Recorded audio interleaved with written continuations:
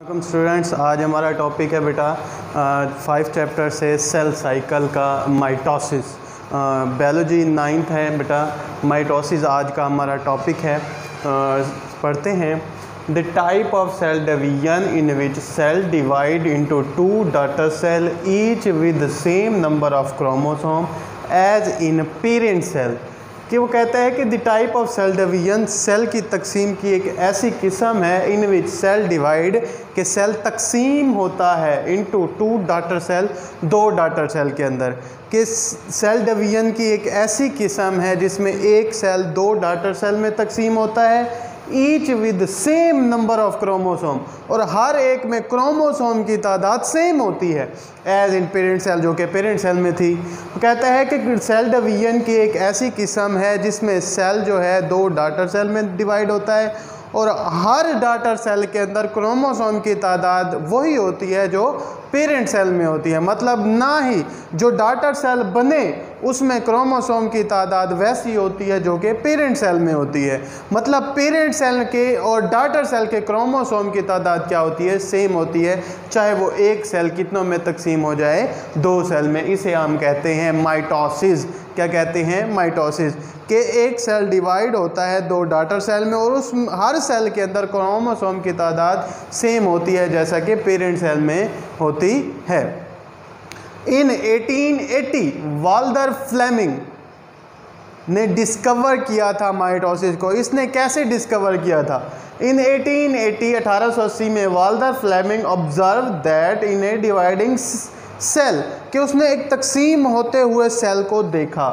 Nucleus passes through a series of changes. वो कहते हैं कि न्यूक्लियस गुजर रहा था तब्दीलियों के एक सिलसिले से, विच ही कॉल्ड माइटोसिस।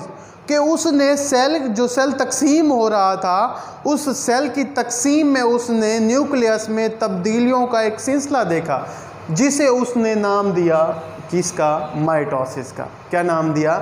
माइटोसिस का। अगर हम माइटोसिस की बात करें कि किन किन जानदारों में कैसे कैसे माइटोसिस होती है, तो सबसे पहले mitosis occur in eukaryotic cell. Mitosis eukaryotic cell में पाई जाती है, होती है।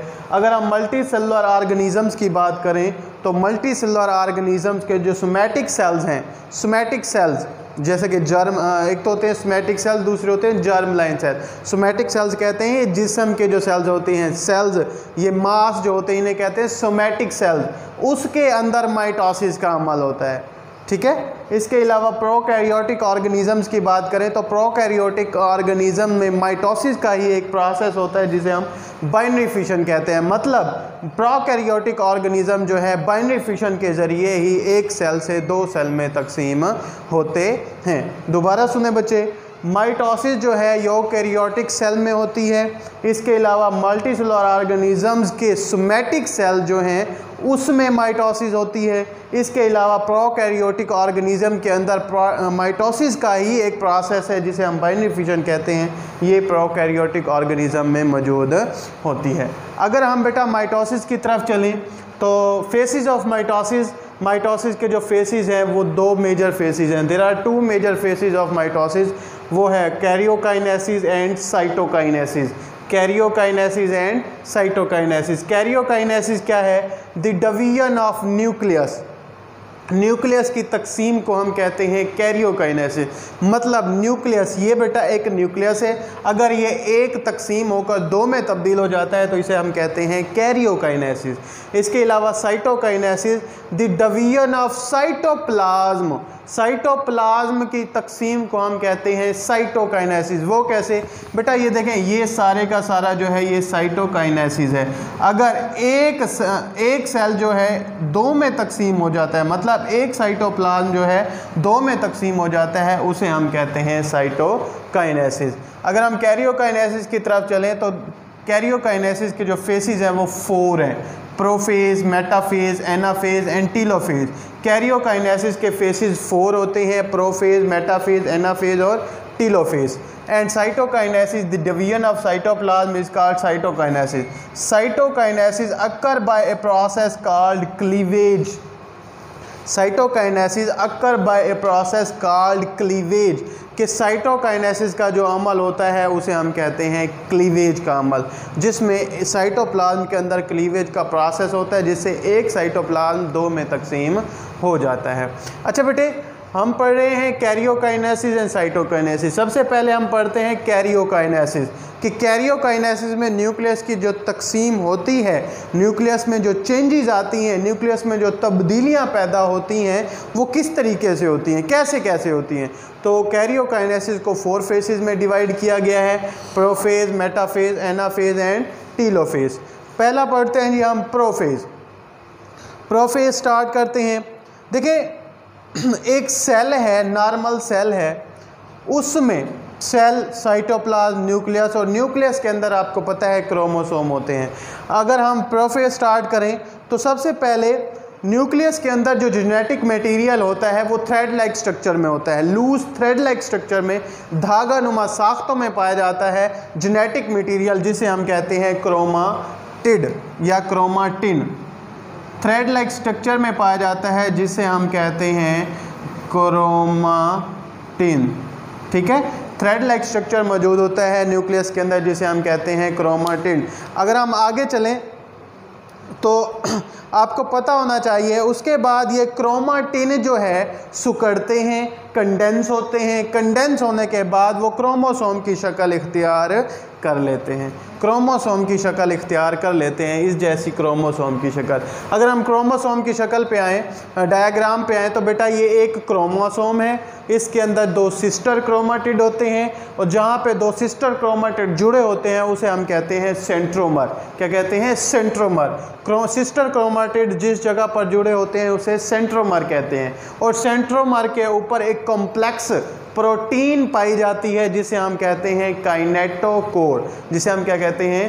काइनेटोकोर। कॉम्प्लेक्स प्रोटीन पाई जाती है जिसे हम कहते हैं काइनेटोकोर प्रोटीन। ठीक है, नेक्स्ट चलें तो आपको असल में एक बात आपको ये समझाने की है कि थ्रेड लाइक स्ट्रक्चर जब कंडेंस हुई तो यहाँ पे क्रोमोसोम जो है जोड़े की शक्ल में है, सिस्टर क्रोमाटिन की शक्ल, क्रोमाटिड की शक्ल में है। तो किस वजह से? कल मैंने आपको पढ़ाया था कि सेल साइकिल के अंदर एस फेज में क्रोमोसोम की डुप्लीकेशन हो जाती है, मतलब क्रोमोसोम डबल हो जाते हैं। तो एस फेज में क्रोमोसोम के डबल होने की वजह से यहाँ पर क्रोमाटिन जो है सिकुड़ कर क्रोमोसोम की शक्ल इख्तियार कर लेते हैं, सिस्टर क्रोमाटिड की शक्ल इख्तियार कर लेते हैं। उसके बाद नेक्स्ट अगर हम चलें तो बेटा एक सेंट्रियोल्स मौजूद होते हैं न्यूक्लियस के करीब, सेंट्रियोल मौजूद होते हैं न्यूक्लियस के करीब, 2 सेंट्रियोल पाए जाते हैं न्यूक्लियस के करीब साइटोप्लाज्म के अंदर, और हर सेंट्रियोल तकसीम होता है और 2 डॉटर सेंट्रोसोम में तब्दील हो जाता है। उसके बाद ये 2 सेंट्रियोल जो हैं या 2 डॉटर सेंट्रोसोम जो हैं वो एक दूसरे की मुखालिफ सिमत में चले जाते हैं। एक चीज़ आपने ये याद रखनी है, अगर एक होगा तो उसे हम सेंट्रियोल्स कहेंगे, अगर सेंट्रियोल तकसीम होते हैं 2 में तो उसे हम कहते हैं सेंट्रोसोम। क्या कहते हैं? सेंट्रोसोम। मतलब 2 सेंट्रियोल्स मिलकर एक सेंट्रोसोम बनाते हैं। इसके अलावा हम अगर आगे चलें, how spindle fibres are formed, spindle fibres बनते कैसे हैं? स्पिंडल फाइबर जो साइटोप्लाज्म में बनते हैं वो कैसे बनते हैं? तो आपको पता है बेटा, सेंट्रियोल्स जो हैं माइक्रोट्यूब्यूल से बने होते हैं। किसके बने होते हैं? माइक्रोट्यूब्यूल से। और आपको पता है साइटोप्लाज्म के अंदर एक प्रोटीन होती है जिसे हम ट्यूब्यूलन प्रोटीन कहते हैं। क्या कहते हैं? ट्यूब्यूलन प्रोटीन। अब ये माइक्रोट्यूब्यूल्स प्लस ट्यूब्यूलन प्रोटीन मिलकर स्पिंडल फाइबर्स बनाते हैं। क्या बनाते हैं? Spindle fibres. मतलब ये जो सेंट्रियोल्स बने होते हैं माइक्रोट्यूब्यूल से, ये माइक्रोट्यूब्यूल देते हैं, और साइटोप्लाज्म के अंदर ट्यूब्यूलन प्रोटीन मौजूद होती है, ये दोनों मिलकर क्या बनाते हैं? Spindle fibres. उसके बाद अगर हम प्रोफेज स्टार्ट करते हैं तो आपको पता है chromatin thread like loose thread like structure होती है, कंडेंस होकर क्रोमोसोम की शक्ल इख्तियार कर लेते हैं और ये सेंट्रियोल जो है अपोजिट पोल की तरफ जाना शुरू कर देते हैं और आखिर में ये न्यूक्लियस और न्यूक्लियर इनवेलप जो है डिग्रेड हो जाता है, मतलब टूट जाता है, फट जाता है, मतलब न्यूक्लियर इनवेलप टूट जाती है जिससे क्रोमोसोम जो है साइटोप्लाज्म में तैरना शुरू कर देते हैं। मतलब न्यूक्लियस की तकसीम यहाँ से स्टार्ट हो गई है कि न्यूक्लियस जो है या न्यूक्लियर इनवेलप जो है टूट जाती है और क्रोमोसोम जो है साइटोप्लाज्म में तैरना शुरू कर देते हैं। तो प्रोफेज में आपने इतना सा याद रखना है कि सबसे पहले न्यूक्लियस के अंदर थ्रेड लाइक स्ट्रक्चर होती है जिसे हम क्रोमेटिन कहते हैं। क्रोमेटिन सुकर कर क्रोमोसोम की शक्ल इख्तियार कर लेते हैं और सेंट्रियोल से क्या बनना शुरू हो जाते हैं, स्पिंडल फाइबर, जिन्हें हम माइटोटिक स्पिंडल भी कहते हैं। उसके एंड में न्यूक्लियस की न्यूक्लियर इनवेलप टूट जाती है जिससे क्रोमोसोम जो है साइटोप्लाज्म में तैरना शुरू कर देते हैं। इसके अलावा जो स्पिंडल फाइबर बनते हैं वो सेंट्रियोल से एक दूसरे के साथ जुड़ जाते हैं। ये बेटा था प्रोफेज। नेक्स्ट जो हम पढ़ेंगे मेटाफेज, एनाफेज और टीलोफेज। बेटा ये आपका लॉन्ग क्वेश्चन भी है माइटोसिस का और माइटोसिस में अहम लॉन्ग क्वेश्चन आता है वो है प्रोफेज का। प्रोफेज का आपने लिखना भी है और इसकी ये 3 डायग्राम भी बनानी है और मोस्ट इंपॉर्टेंट शॉर्ट क्वेश्चन पूछते हैं differentiate between karyokinesis and cytokinesis. ठीक है बच्चे, ओके।